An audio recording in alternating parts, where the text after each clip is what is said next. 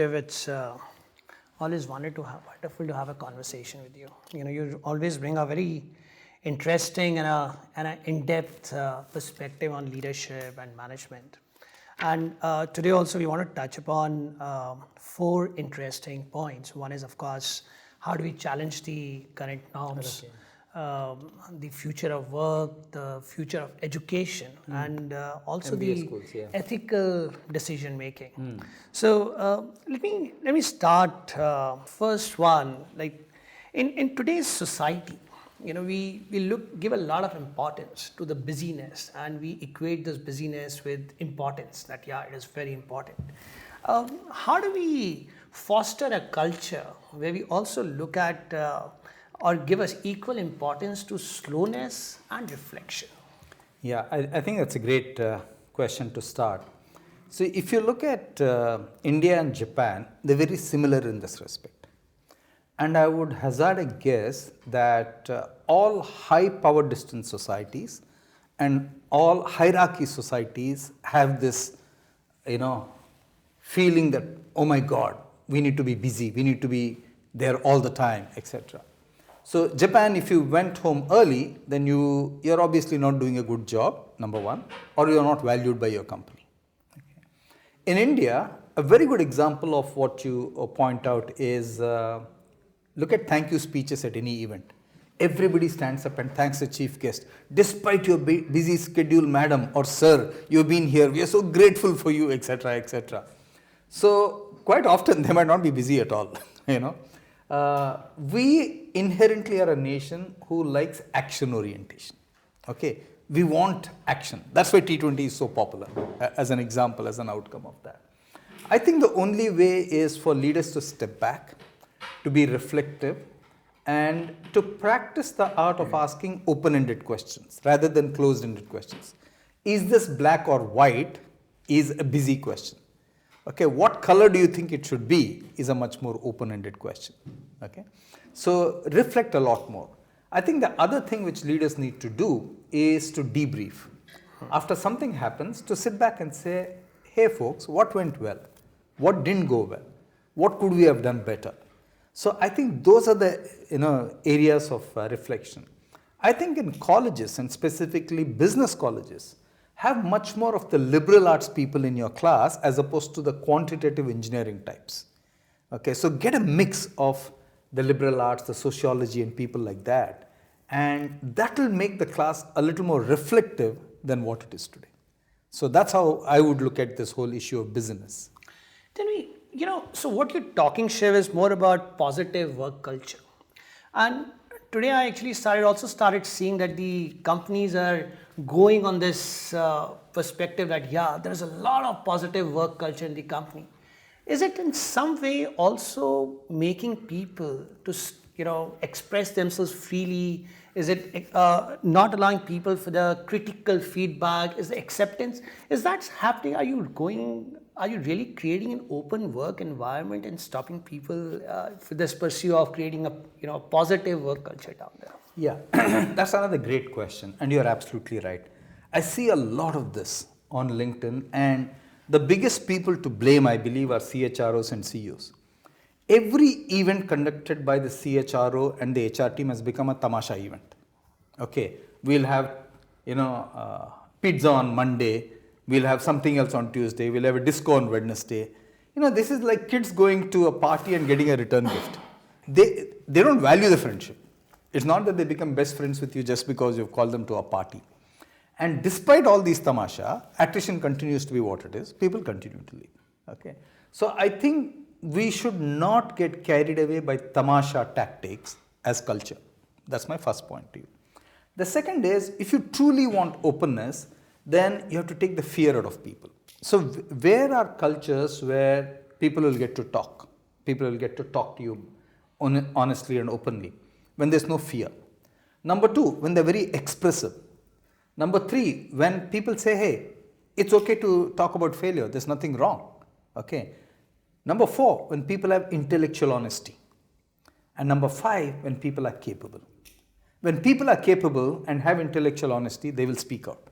When people are not capable, do not have intellectual honesty, they will be subservient to the bosses and the culture. That's what happens. You mentioned a word, failure, Shiv. That's another thing. That are we celebrating fall fast and fall often? Are we really galvanizing this the failure in the pursuit of really learning from the deep failures or reflecting on what has really happened?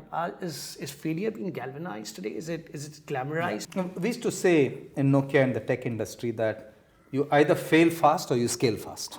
One of the two. Because in the tech industry, you'll get 10 innovations every year. You cannot scale all of them up. Okay, so if something is not meeting a threshold, junk it, learn from it. I think what's important about failure, Deepak, is number one, you shouldn't gloss over it. You should not push it under the carpet. You should address it squarely in between the eyes and say, why did we fail? Okay, many times something fails because your assumptions are wrong. Look at the number of companies who've come to India and burned their hands. Why? Because their assumptions were wrong. They thought a 300 to 400 million middle class is at the same value or price point as any other market, which is not true. Which is not true at all. The nature of unorganized competition here is very different. So the assumptions you make, whether you are a PepsiCo or a Coke or a Kellogg's or an MTR, actually lead you to that failure. Okay, so revisit your assumptions. And if you truly want to celebrate failure, tell people, hey, talk openly to say, we tried this, didn't work, these are the lessons learned. I remember in Nokia when we launched the dual SIM product, it was a disaster. We knew within 5 days it was a disaster. And Kaustav Chatterjee and his team, which was the OPM team, they did a fantastic job. They were crying, they were in tears. We gave them a bottle of champagne and said, go celebrate, you've done your best. You can't do better than this. Okay. Equally in PepsiCo, Raman Singh, who is the CHR of ABB, he instituted an award called Dare to Fail, and he nominated himself as the first recipient. He said, I thought the software implementation in PepsiCo will take 6 weeks. It actually took me more than 6 months, and I made these wrong assumptions. So the ability to talk honestly about failure actually brings a better culture and actually makes for more vulnerable and authentic leadership. That's a fantastic viewpoint. Hari, do you want to take the next question? Sure. It's interesting that you talked about failure because nowadays, actually not nowadays, ethics have been a big part of businesses. And when you're part of big businesses, ethical dilemmas often occur because we can't say that it doesn't occur. They occur. So, you have been part of the industry for millions of years, literally millions of years. So, I'm sure you would have faced instances or crossroads. So, how do you handle something like that? Like, say, Absolutely. an ethical quandary? Yeah, that's another great question. Let me give you 2 examples. The first is from Nokia. Nokia had a very bad year in 2011, and we are laying off people, etc. I was one of the top 25 managers. I wrote to my boss saying, look, we are laying off people. We've had a bad year. I think I'd like to forego my increment and bonus, and this is my personal view. So here I wrote back saying, look, Shiv, I'm glad you said this. I think as a company, we will this year, all senior managers will forego the incentive and bonus. So that's an ethical dilemma, right? Where you might have done well, some parts of your company might have done well, but you have to look after the overall interest. Okay. Let me give you another example from PepsiCo. India has divided the country into red, yellow, and green zones depending on water availability. Okay. Unfortunately, this has come much later compared to when the factories were set up. Okay, the factories were set up before. So we had a number of factories in the red area. And the government regulation is, if you draw 1 liter of water from a red area, you need to put back 2 liters of water. Okay, you need to recharge the land. So take Nelmangla as an example, which is in Karnataka, about 50 kilometers from Bangalore city. It was in a red area. And day after day, we'd have the local village people coming and saying, down with PepsiCo, why are you taking our water, etc. So then Poonam Kaul, Nilima Dwivedi, etc., we put together a strategy. We went and built water bodies for them in that village. We went and built water bodies. After we first built the first water body, Mr. D.V. Prasad, who was the chief secretary of the government, he came to inaugurate it. He said, this is fantastic. When we did the inauguration, The sarpanch of the village said, sir, will you put a few benches here because all the people are walking around this water body every morning and they would like to sit. So we said, no problem, we'll put a few benches. Okay, we built 3-4 more water bodies. After that, whether it was the local MLA or the MLC or the sarpanch, they would actually say PepsiCo is doing a fantastic job. Now that's an ethical dilemma you have when you're taking water out to sell a beverage, but you're hurting somebody's livelihood and life. But we found a happy balance between the two. Right. And so you must always ask yourself, how will society see you? That's all. Interesting. In fact, since you mentioned the color-based zoning and how the factories came in later, I have another question which is about corporate practices. Because we have multiples of practices which have been going through the years, and I was thinking, should we have something which is like say a disobedience of disobedience strategy to let go of practices which don't make sense today? Do you think something of that sort, like something radical, makes sense? And if it makes sense, what kind of practices would you like, okay, this is something which I'm saying is not required anymore? So I would say, I remember when I joined Nokia, I was interviewed by 13 people before they picked me. One of the questions, one of the people from Finland asked me, and a very good question. He said, Shiv, what would you do if you had to break rules if you joined the company? If you thought that these rules were silly? I said, you know what? I will not break any rule without telling my boss. Okay. If it's a silly rule, it should have been broken long time ago. Okay. And if it's being broken and you're not aware of it, it's my job to get you to be aware of it. But I will not break a rule without telling my boss. And I think that's only right. Otherwise, you'll have anarchy in the organization. Fair enough. So now about this disobedience. A number of our policies have been crafted for a very different world. Okay. We derive our structure from the armed forces 300 years ago, etc. Our people policies are derived from that. Let's take some of them. For example, what is the definition of a long service award today? When people are spending 2 to 3 years, if you have a long service award saying 15 and 25 years, 25 years you get a watch and 15 years you get a suit or a sari, come on, you're living in a very different, a different world, okay, which is completely wrong. The other one is, which is not a stated rule, is loyalty. Okay, a lot of Indian organizations value loyalty.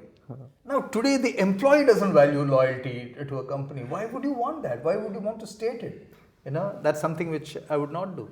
I think your rules should be around capability, should be about impact, should be about making a difference.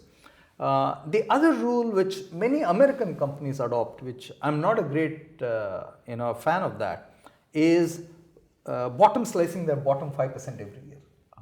Right. You have this bell curve and then you say the last 5% gone. If you keep doing that, you won't have an organization. Right. Number one. And number two, your company cannot run only on stars. You need the other guy also to do some work. So there are many things which I think can be changed in today's world. For example, the whole concept of privacy. For example, all email is actually company property. Very few employees understand that. Okay. And a company can take you to court, the company can dismiss you if you did anything wrong on email. Okay, you can actually get fired for that. Right. Very few people know it. So some of the newer rules, I think you need to educate people. What I would do is, I'd form a team of very young people in the age band 25 to 32, 33 and say, hey, here are all these policies, here are all these rules. Now you take a crack at it and tell us what doesn't apply to your generation. If you look at young people today, they don't care about PF, they don't care about gratuity, they don't care about insurance. Yeah. You talk to them about these three, they think you're a dinosaur. True. Absolutely true. Absolutely. But totally agree with you on these points. But still there is a very growing friction between what you call today's generation or progressive generation and traditional way of functioning. So do you really see, is there a friction? And what is the future of workplace going to be from here? Yeah, see, this is a topic which has been debated a hell of a lot. The first thing about the future of work is the composition of the workforce. If you look at the composition of work today, I think in the world, something like more than 60% of the GDP delivered is in services. So you have a lot more people in the services sector compared to the agriculture sector or the manufacturing sector. A happy balance is somebody like Germany who has good manufacturing, reasonable agriculture and a lot of services. And that's what India is trying to do a lot more in manufacturing. So the nature of the job is much more services led. That's the first thing. The nature of the job is much more data analysis, white collar led. It's not blue collar led. The nature of the job is much more collaborative in nature, where I share things with people across the world or wherever it is. Okay. The nature of tomorrow's job is much more diversity. Okay. We have diversity in terms of gender, we have diversity in terms of age, we have diversity in terms of economic background, education background, all that kind of stuff. Now, if that is the world of tomorrow in terms of the employee and where it's headed, what has happened with respect to policies, especially after COVID? One of the new elements which has come into the future of work is this whole thing called flexibility. Okay. Now, global data right now of Q2 of last year, only 7% of employees come to work on a Friday. So whether we like it or not, Deepak, the employees have decided that they have a 4-day week. Maximum attendance Tuesday, followed by Wednesday, followed by Monday, followed by Thursday. Number one. Number two, in America, this quarter, the last quarter, American employees are leaving work at 4 o'clock on every Friday. In 2021, that was at 5 o'clock. They've already taken 1 hour off. And as you go forward, surely it will become 2 o'clock, 1 o'clock or whatever it is. So this thing of flexibility versus work, where should work be performed, how should work be performed, and what's the flexibility has become a raging debate. Today I submit to you that flexibility is the birthright of every employee. It's like the Ides of March, you cannot fight it. The waves are coming in. Okay. How flexible do you want to be is the only question. That's all. You have absolutely no choice. And the more rigid you are about flexibility, the more attrition you'll have. And the more attrition you'll have, especially amongst women. Because women value the flexibility much more than men. The only answer to this in terms of the future of work is there any social glue which brings people to work? Why should I come to work for Deepak? Okay, if I think that I'm only going to be around for 1.5, 2 years, I don't value the glue which CEO Launch provides me. So I say, look, I don't want to get to know Hari, I don't want to get to know Deepak. I'm a passenger. Okay, I'll get off whenever I want to get off.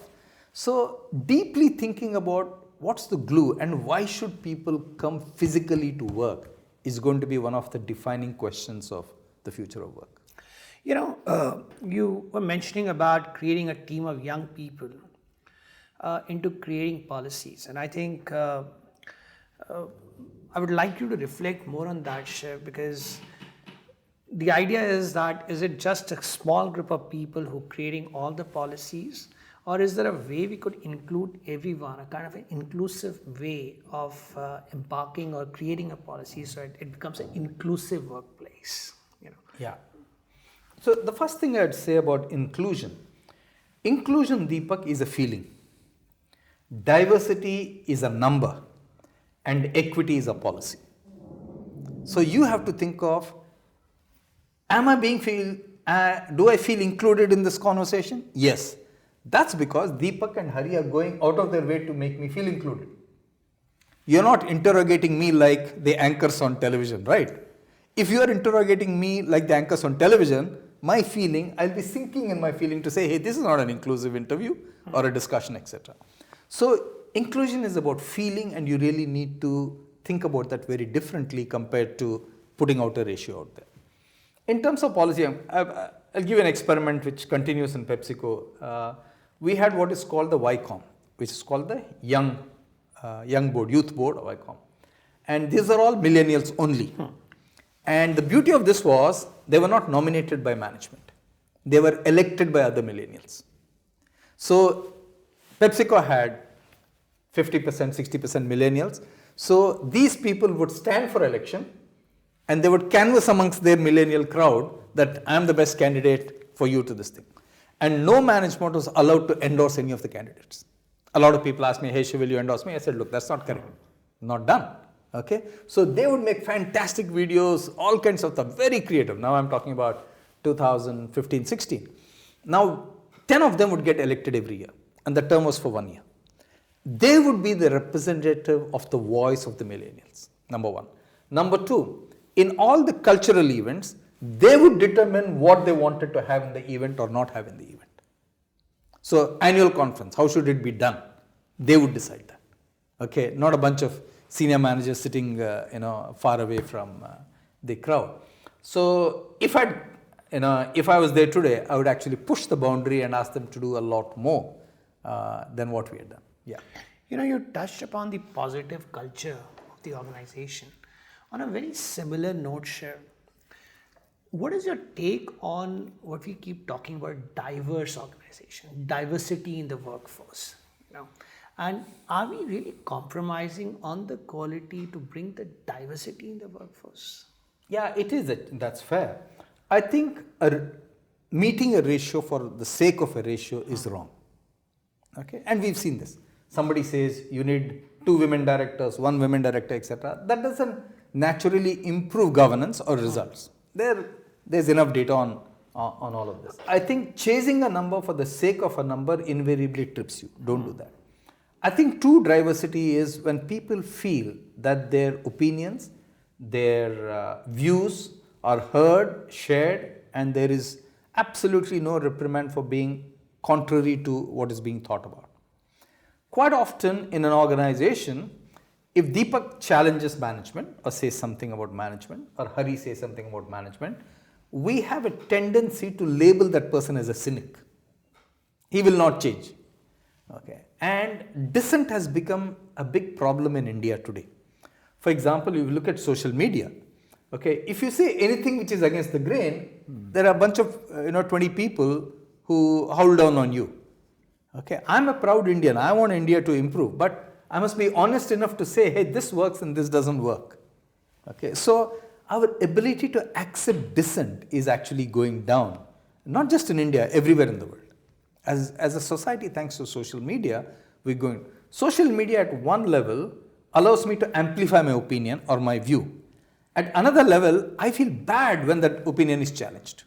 That's what's happening to individuals. So diversity of thought and diversity of logic is what an organization should shoot for, over and above diversity of ratio and diversity of generations, etc. Can I dig you a little further on this and ask you that, do you think that the diversity of ratio, which has now become a key thing, is going to remain? Or do you think, are the organizations really thinking about this and they're saying, no, let's bring the diversity of thoughts over the diversity of ratio?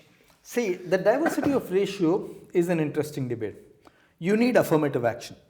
For years, women have been kept out of, the top roles or the bulk of the roles in an organization.